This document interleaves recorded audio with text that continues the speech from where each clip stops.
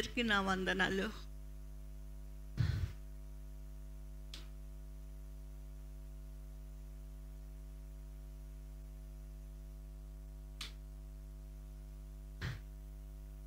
నాకు వివాహం అయిన తర్వాత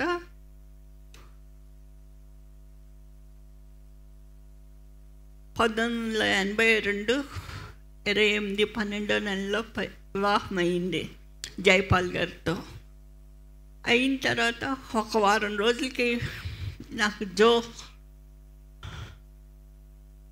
ఒక ఏంజల్ తీసుకొచ్చి చూపించి ఈ బిడ్డను నీకు ఇస్తున్నాను అని చెప్పిన వెంటనే నేను నా భర్తతో చెప్పా, ఏమండి ఇలా వచ్చింది కదా అని. అప్పుడు ఆ వెంటనే నేను కన్సీవ్ అయ్యి పెళ్ళైన 9 నెలలకి బిడ్డ పుట్టేశాడు. ఆ బిడ్డ పుట్టినప్పుడు 6వ నెల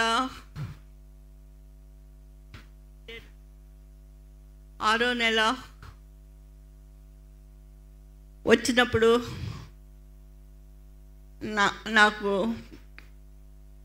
కాలిపోతే బిడ్డ 6వ నెల 6వ రోజు ఇంకా కాలిపోయిన తర్వాత నేను అక్కడ ఒంటరిగా ఉండాల్సి వచ్చింది ఆ ఇంట్లో. ఉంటే ఆ రాత్రి 2 గబ్బిలాలు మరణదూత రూపంలో నా చుట్టూ వచ్చేసాయి. ఏంటి ఏంజల్ చూపించింది కదా నాకు బిడ్డను, నాకెందుకు ఇలా జరిగింది అని నేను ప్రార్థన చేసుకుంటే మరణదూతలు 2 నా చుట్టూ తిరుగుతూ ఉన్నాయి. అప్పుడు లేచి వెంటనే ప్రార్థన చేసుకుని అప్పుడు అయ్యగారు వేరే చోట మీటింగ్లో ఉన్నారు. ఇంకా నేను ఆ రాత్రి అంతా మెలకుగా ఉండి ప్రార్థన చేసుకున్నాను, బాబుకి ఏం జరగకూడదని. అప్పుడు 8వ నెల 17వ రోజు వచ్చింది. అప్పటి వరకు ఆ కాళ్ళు 2 కాలిపోతే నాకు అది బాగా అవడానికి 8 నెలల 15 రోజులు పట్టింది. డేస్ దగ్గరికి వస్తున్నాయి. ప్రభా ఏంటైనా నాకు ఇలా జరిగింది, నువ్వు నా తోడుగా ఉండు, నేను నా గర్భం ధరించిన నా బిడ్డకు ఏ కీరు కలగకూడదు, ఏ మరణం రాకూడదు అని నేను ప్రార్థన చేసుకుంటూ ఉన్నా. ఆ సమయంలో దేవుడు 8 నెలల 17 రోజులకి నాకు ప్రసవ వేదన మొదలైంది. రాత్రి 1 గంటకి మొదలైనప్పుడు కరెంటు పోయింది, పెద్ద గాలి వర్షం, చాలా బీభత్సంగా ఉంది వాతావరణం అంతా. అప్పుడు నేను బయట ఊరికెళ్ళి 3 మైళ్ళు దూరం వెళ్ళాలి హాస్పిటల్ డెలివరీకి. అంత దూరం వెళ్ళాక అక్కడే మంత్రసాన్ని పిలుచుకొని వచ్చి ఆ బిడ్డను 1 నిమిషంలో పెయిన్ అంటే నాకు తెలియదు, 1 నిమిషంలో ఆ బిడ్డ బయటకు వచ్చాడు. వచ్చిన తర్వాత ఆ బిడ్డకి ఏమైనా జరిగిందేమో అని చూస్తే చాలా అందంగా చాలా చక్కగా ఆ బిడ్డను చూసా.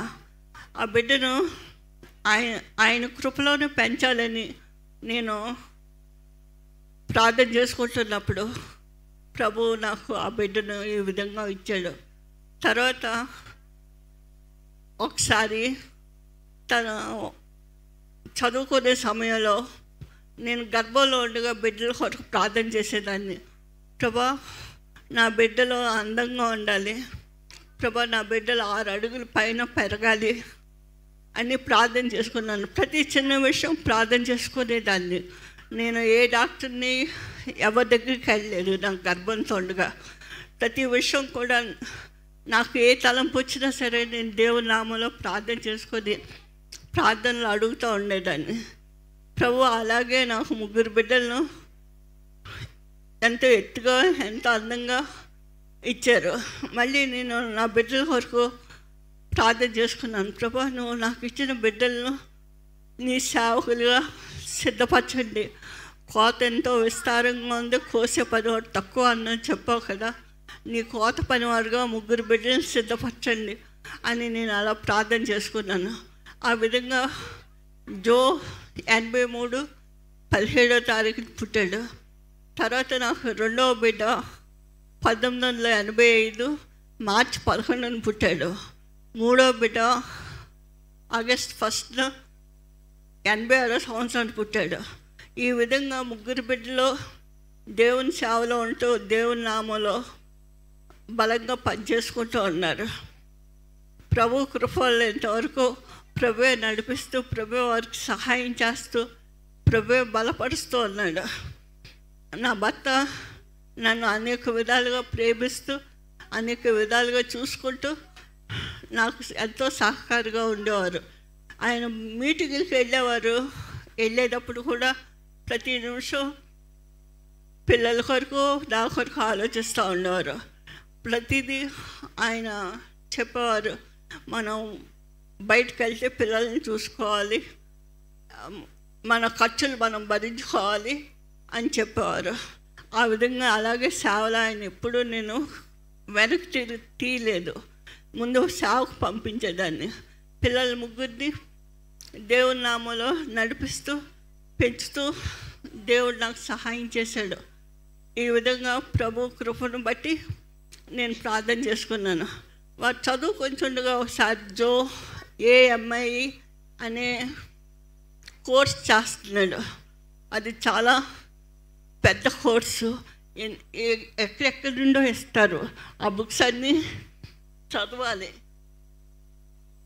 తను బీటెక్ ఆ కోర్స్ చేస్తున్నప్పుడు, మమ్మీ ఇన్ని బుక్స్ చదవాలి, ఏం చదవాలో ఏంటో తెలియదు, ఇంత కోర్స్ ఇస్తున్నారు, ఈ కోర్సులో ఏం చేయాలి నాకు అర్థం కావటం లేదంటే, నాన్న నువ్వు ప్రార్థన చేసుకొని నువ్వు వెళ్ళి రాయి, నువ్వు వచ్చే వరకు మోకాళ్ళ మీద ఉండి ప్రార్థన చేసుకొని ఉంటారు అని చెప్పినప్పుడు, అలాగే ఆ బిడ్డ ఇంటికి వచ్చే వరకు మోకాళ్ళ మీద ఉండి ప్రార్థన చేసుకుంటూ ఉండేదాన్ని.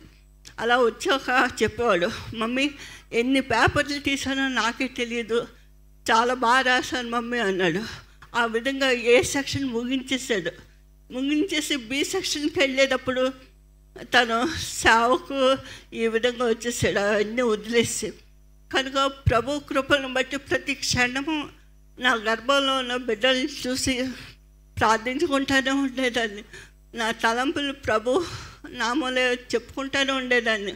ప్రభు ఈ బిడ్డలు చూడండి, ఈ బిడ్డలు నడిపించండి, ఈ బిడ్డలకు సహాయం చేయండి అని ప్రార్థన చేసుకుంటూ ఉండేదాన్ని. ఇంకను అనేక విధాలుగా సాతానుడు ఇప్పటికీ పోరాడుతున్నాడు. కానీ దేవుని కృపను బట్టి, దేవుని మహిమను బట్టి, దేవునికి మహిమ గంట తెచ్చేలాగా వాడుకోండి ప్రభు అని నేను ప్రార్థన చేసుకుంటూ ఉంటాను. ప్రభు కృపను బట్టి ఇంతవరకు సేవలో ఉంటున్న నా బిడ్డల కొరకు మీరు అందరూ ప్రార్థన చేయాలని మిమ్మల్ని కోరి ప్రార్థించుకొచ్చుతున్నాను.